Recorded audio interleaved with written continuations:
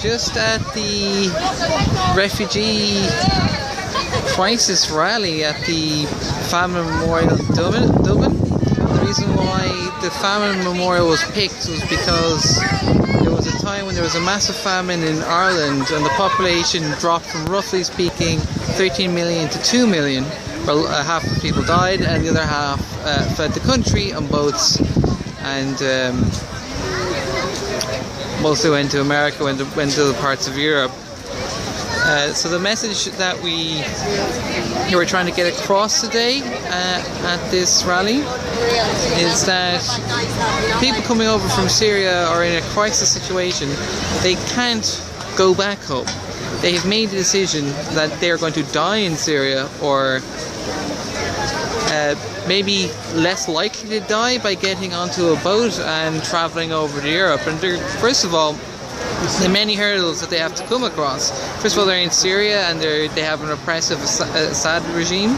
There is the ISIS crisis. One day they decapitated 10,000 people. And so they're fleeing this war, and ISIS were funded and trained by the Americans, the Saudi regimes, who aren't letting many refugees into their countries. So first of all, they have to get across that obstacle. And then maybe some of them get to Sudan or different parts of Africa first, and they have to get through these border guards who have a shoot-to-kill policy. Then they get on the boats and they have to pay off, some local gangsters or warlords to get on the boats, and then they have to get on the boats with no food, and maybe 250 people on these small little boats, and they have to get across the seas, half of them die. Then they get to the eastern part of Europe, where the police are much more heavy-handed than we are in Central and Northern Europe. And you can see recently in Budapest that many refugees have just left the camps and just in spirit we're going to try and walk from Hungary to Germany, because they're going to die if they don't do anything. And it's a crisis scenario. It's like World War II. Deaths aren't going to be as big as World War II, but it's the same kind of genocide, and the mentality of ISIS are very much like the Nazis. They're like a more chaotic, disorganized version of the Nazis. And none of this would really be happening. Like, there wouldn't be waves and waves of migrants from the Middle East coming over if it wasn't for the wars.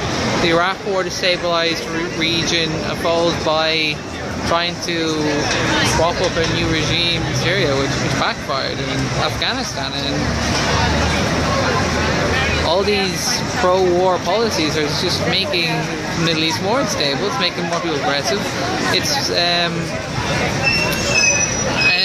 It's pushed people on the side of radicalism. So the only thing we can do, one, we can't do anything other than let the refugees in, because they're going to die otherwise. They have no rational choice but to come here. And so it's either we let them die or let them on. And look, right now the Syrian issue is a today problem. It's a general policy towards immigrants. We can have a relaxed and rational conversation about it, but the Syrian issue is a today problem.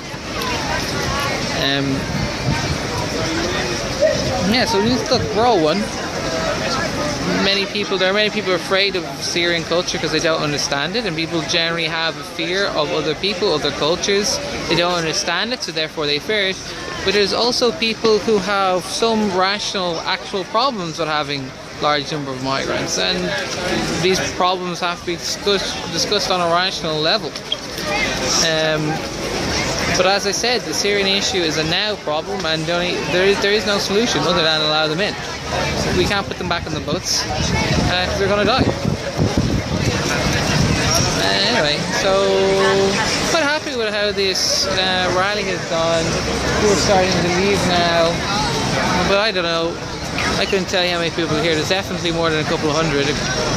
Is there 1,000 people at this rally? I don't know. We had a moment of silence. We covered across 2 bridges. I thought there was only going to be like 100 people here. So there's going to be very few people here, because I only heard about this 2 days ago. I didn't have much time to spread the message. But I'd say the rally next week is going to be even bigger. And it's a step forward in the direction for human civilization to see we're all one and open borders and free trade, like the way we used to have it, man. Like, passports didn't come in until 1930s.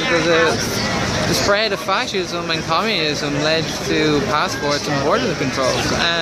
We're only just used to it now, but we can't live in a world where, hey, you know, move about, live where you want to be. But anyway, yeah. Well, I hope it's changed some people's minds. We're all one, and time to let the refugees